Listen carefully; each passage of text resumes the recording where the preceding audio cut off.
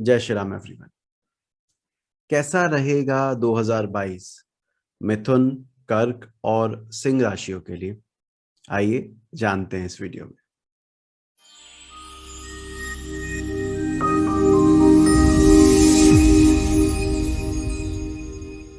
मिथुन, देखिए 2022 में एक लंबी अवधि तक गुरु और शनि दोनों मंदगामी ग्रह आपके दूसरे भाव पर दृष्टि बनाए हुए हैं। ये इंडिकेट करता है कि ये साल परिवार से संबंधित चीजों को सुधारने का, जमा घटा करने का, कि कितना पैसा जुड़ा कितना घटा, ये अंदाजा लगाने का, इसी पसोपेश में निकलने वाला है। फाइनेंशियल अप्स एंड डाउन देखने को मिलेंगे। ध्यान रखिएगा, केवल डाउन नहीं, अप्स एंड डाउन वो दिखता है। अप्रैल के आखिरी 10 दिन और मई के पहले 10 दिन में आपका जो राशि अधिपति बुध है वो राहु से युति करेगा लाभ भाव में, जिस वजह से इस अवधि में कोई बड़ा निर्णय लेने से बचे। महत्वाकांक्षा बढ़ने की वजह से कुछ नया काम करने के लिए जाएंगे और वहां पर परेशानी आ सकती है, तो इस अवधि का थोड़ा ध्यान रखें।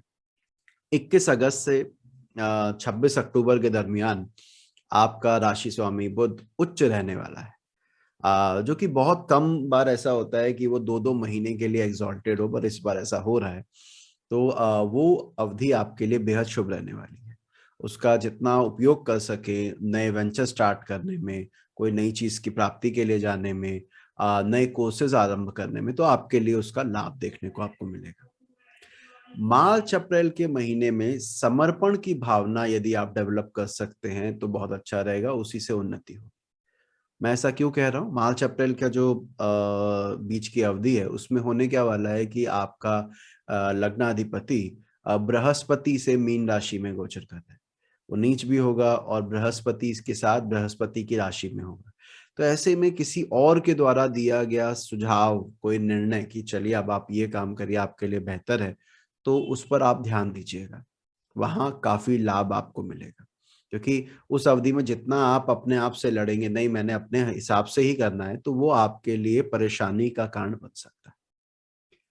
इसके बाद मई के महीने में घूमने के अच्छे योग हैं। अगर कहीं बाहर का प्लान कर रहे हो तो यही कहूंगा कि अवश्य जाना चाहिए, उसका आपको लाभ देखने को मिलेगा। इस वर्ष जुलाई से अक्टूबर के महीनों में जीवन साथी के व्यवहार में बदलाव देखने को मिल सकता है। उसका कारण ये है कि आपका सप्तमाधिपति कर्म भाव में वक्री हो जाएगा। एक तो कर्म भाव वैसे भी इच्छा शक्ति, दृढ़ शक्ति को रिप्रेजेंट करता है, वहां पे वो स्वराशि का वक्री हो जाए तो कहीं ना कहीं उनको समझाना मुश्किल होगा, या यूं कहूं कि उनके व्यवहार में परिवर्तन देखने को मिल सकता है, जिस वजह से थोड़ा तनाव डेवलप हो सकता है। तो आप अपने आप को मानसिक रूप से तैयार रखिएगा इस चीज के लिए। इसके बाद नवंबर में बच्चों की सेहत के लिए विशेष ध्यान रखिएगा। कारण उसका ये है कि तुला राशि यानी आपके जो पंचम भाव में राशि पड़ती है, वहां पर केतु, सूर्य, शुक्र, एक हैवी अफ्लिक्शन देखने देखने को मिल रही है। तो उस अवधि में प्रयास कीजिएगा कि बच्चों की सेहत को लेकर जो विशेष ध्यान रखा जा सकता है वो करें, अच्छा रहेगा। बाकी ओवरऑल ये साल पैसे के लिहाज से अच्छा दिखता है। लोन वगैरह के अगर आप प्रयास कर रहे थे तो उसको नकारा नहीं जा सकता, वो भी अच्छा मिलता दिख रहा है। तो ये था मिथुन राशि के लिए 2022। अब जानते हैं कर्क के लिए क्या होने वाला है। देखिए 2022 मार्च अप्रैल के बाद से ही आपका भाग्य का स्वामी भाग्य स्थान में खूंटा गाड़े बैठा है, जो ये इंडिकेट करता है कि इस साल कुछ भी अप्स एंड डाउन आए परंतु उसके बावजूद आपकी स्थिति यथावत बनी रहेगी। एक देवीय सपोर्ट, एक ऊपर वाले की शक्ति आपके साथ है, जो आपको मुसीबतों से, परेशानियों से निकाल रही है। किसी बड़े व्यक्ति और संस्था से आपको लाभ मिल सकता है, तो उसके लिए रेडी रहिएगा। अगर कुछ कुछ इस तरह का प्रपोजल आसपास नजर आ रहा है तो उसको एक्सेप्ट कीजिएगा। उसका कारण क्या है? इस साल दो बड़े मंदगामी ग्रह अपनी अपनी राशि के होकर आपके लग्न पर दृष्टि बना रहे हैं साल के अधिकतर हिस्से में। अब अगर हम अप्रैल से जून जुलाई का टाइम छोड़ दे जब शनि कुंभ में जाएगा, उसके अलावा अप्रैल से लेकर दिसंबर तक बृहस्पति और शनि दोनों लग्न को देख रहे हैं। तो यानी किसी बड़े व्यक्तित्व की सहायता से, किसी बड़ी संस्था के ना साथ जुड़कर आपको फायदा होगा। इसका ध्यान रखिएगा।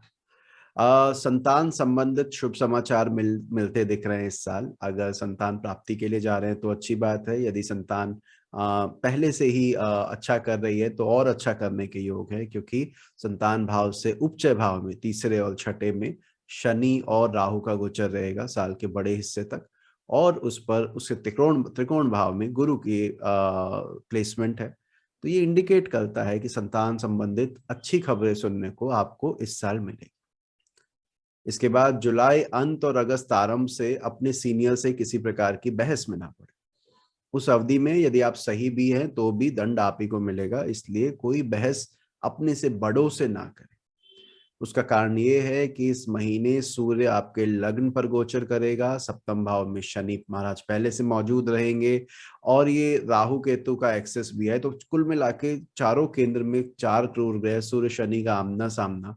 तो ऐसे में आपको ध्यान देना है कि उस अवधि में बड़ों से, सीनियर से बहस में ना पड़े। इसके बाद अक्टूबर नवंबर में पारिवारिक तनाव से बचिएगा। अक्टूबर नवंबर में होने क्या वाला है कि आपके चौथे भाव में, डोमेस्टिक हाउस जिसे हम कहते हैं, वहां पर सिवियर अफ्लिक्शन डेवलप होगी। तो कोई छोटी सी बात का बतंगड़ बन सकता है। उस अवधि में कोशिश कीजिएगा कि अगर कोई बात छोटी मोटी ही है, आई गई हो सकती है, तो उसके ऊपर ज्यादा ध्यान ना दे। उसको तवज्जो देने से स्थिति और गंभीर हो जाएगी। आ, अकेले रहने से बचे इस साल, बहुत अच्छा रहेगा, क्योंकि शनि का प्रभाव आपके लग्न पर आ रहा है। लग्नाधिपति तो ट्रांजिट करता ही रहता है। तो शनि का प्रभाव लगन पे आना, बृहस्पति का आना आध्यात्म के लिए अच्छा है, पर अकेले रहने पर, लोगों से कटे रहने की वजह से आपको डिप्रेसिव टेंडेंसी डेवलप हो सकती है इस साल। तो उसका आपको विशेष ध्यान रखना है। ओवरऑल ये साल बच्चों के लिए, जैसे मैंने कहा, अच्छा है। वहां पर आपको अच्छी खबरें सुनने को मिल सकती है। भाग्य स्थान का, भाग्य भाव में बैठना, भाग्य स्थानाधिपति का, वो आपके लक को स्ट्रांग रख रहा है। जैसे मैंने कहा, स्थिति जितनी ऊपर नीचे हो, उसके बावजूद आपके लिए साल अच्छा रहेगा और किसी बड़े व्यक्ति से जुड़ने का फायदा रहेगा। अब बात करते हैं सिंह राशि की। सिंह राशि और 2022, देखिए, इस साल एक बड़े हिस्से में छठे का स्वामी छठे में और आठवें का स्वामी आठवें में गोचर कर रहा है। राहु लग्न को देखेगा मार्च अप्रैल के बाद से। ये सभी स्थिति ये दिखाती है कि अपने सिद्धांतों पर टिके रहने में दिक्कत आएगी, भटकाव आएगा। कहने का अर्थ ये है, कई बार होता है ना कि हम बड़े सालों से लगे हुए किसी काम को, मेहनत में लगे हुए कि ये मिलेगा मिलेगा मिलेगा, और जब नहीं मिल रहा होता तो छटपटाहट में आके हम उस चीज को छोड़ देते हैं कि छोड़ो, हमारी किस्मत में ही नहीं है शायद। और विश्वास भी उठ जाता है, ऊपर वाले से भी और अपने कर्मों से भी जो हमने किए होते हैं। ये साल अगर इस तरह का, मतलब आपके मन में अगर इस तरह का विचार आए, तो भी मैं कहूंगा कि टिके रहिए। अगर इस साल आप टिक गए तो 2023 आपके लिए विशेष लाभकारी होगा। कारण ये है कि छठे और आठवें के स्वामी अपने अपने घर में बैठ के आपकी परीक्षा लेने वाले हैं, और वो परीक्षा में उत्तीर्ण होने के लिए जो आप एफर्ट कर रहे हैं लगातार रखिए, परमात्मा जरूर साथ देगा। खर्चे इस साल अधिक हो सकते हैं, जिसके पूरे पूरे योग बन रहे हैं। अगर घर में कोई बीमार व्यक्ति है तो उसके ऊपर खर्च के योग हैं। अगर नहीं है तो मेरा सुझाव ये रहेगा कि आप अपने एंड से कोई ऐसी संस्था जो बीमारों के इलाज के लिए कोशिश कर रही है, प्रयास करती है, तो वहां पर आप दान दे सकते हैं। बहुत अच्छा रहेगा आपके लिए। साल का आरंभ भी एक बड़ी चुनौती से होगा। साल के आरंभ में लग्नाधिपति सूर्य छठे भाव में छठे के स्वामी के साथ गुजरेंगे। ये दिखाता है कि विजयी तो आप ही होंगे, लेकिन एक स्ट्रगल इनिशियल मंथ्स में आपको देखने को मिल सकती है। इस साल माँ के सहयोग की कदर करें। यूं कहूं कि यदि परमात्मा की कृपा से आपको आपकी माँ का साथ मिला हुआ है, तो उनके द्वारा दिखाए गए मार्गदर्शन पे अगर आप चलते हैं तो उन्नति निश्चित है। अगर माँ नहीं है दुर्भाग्यवश आपके साथ, तो मैं यही कहूंगा, माता तुल्य व्यक्तित्व जो भी आपके आसपास हो, उनकी राय आपको लाभ देती दिख रही है, तो उसका विशेष फायदा उठाएं। उनको सम्मान दें, उनकी बात को ध्यान दें, तो आपको बेहतरी देखने को मिलेगी। इस साल घर बनाने के लिए और घर खरीदने के लिए, मतलब अगर आप जाना चाह रहे हैं, सोच रहे थे, तो इस साल आपको सहूलियत रहेगी, वहां पर काम बनता दिख रहा है।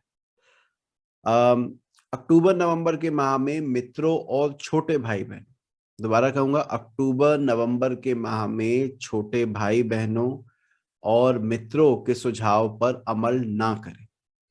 यदि वो कोई राय देते हैं तो उस राय का पालन ना करें, थोड़ा वेट करें। अब क्योंकि स्थिति कई बार होता है ना, दोस्त सलाह तो अच्छी दे रहे हैं पर गलत समय पे वो सलाह उल्टी पड़ जाती, तो आपको ध्यान देना है, उसके ऊपर अमल नहीं करना है। इतना ही नहीं, मित्रों के कारण आपकी छवि धूमिल हो सकती है। तो यदि आपके दोस्त, आपका सर्कल आपको लगता है कि कुछ ऐसे कर्मों में लिप्त है जो आप नहीं है, तो बचिएगा उससे, वरना उनके साथ साथ वो आपका भी समय खराब हो सकता है, तो इसका ध्यान रखिएगा। अप्रैल के अंत और मई के आरंभ में अति विश्वास में आके कोई कार्य ना करें। कारण क्या है कि आपने उच्च होके ग्रहण के योग से गुजरेंगे, तो अति विश्वास कई बार स्थिति गंभीर कर देता है, इसका ध्यान रखें। एक बात और कहूंगा, इस साल खतरा बाहर से नहीं अंदर से है, आप अंदर से ना टूटे। कहने का मतलब ये है, स्थिति इतनी खराब नहीं होगी जितनी हमें फील होगी, और उस वजह से कई बार क्या होता है, जैसे मैंने शुरुआत में कहा कि हम अपना रास्ता बदल लेते हैं कि चलो आसान रास्ते की ओर चलते हैं। इस साल वो ना करें, जिस तरह मेहनत कर रहे थे कंटिन्यूटी रखें। 2023 विशेष लाभकारी रहेगा क्योंकि वहां पे ग्रह चाल आपके लिए काफी फेवरेबल हो रही है, तो ये साल मेहनत का है, इसका ध्यान रखें। आध्यात्मिक उन्नति के लिए ये साल बहुत अच्छा है। यदि आप कोई मंत्र जाप करते हैं, आपने गुरु से दीक्षा ली हुई है, या जिस भी धर्म का आप पालन करते हैं, अगर उस तरफ ध्यान लगाएंगे तो आपको वहां पर अच्छी उन्नति और उसका साथ मिलता दिखेगा। तो ये सिंह राशि का हाल था 2022 के लिए। अगले वीडियो में हम बात करेंगे कन्या की, तुला की और वृश्चिक की। आशा करता हूँ ये वीडियो आपको पसंद आ रहा हो। वैसे ये राशिफल आपको बिग एफएम पर भी सुनने को मिलेगा 1 जनवरी को, और अगर आप डिटेल में सुनना चाहते हैं तो आप इसी वीडियो को देख सकते हैं दोबारा। मिलते हैं अगली बार अगली 3 राशियों के साथ। जय श्री राम।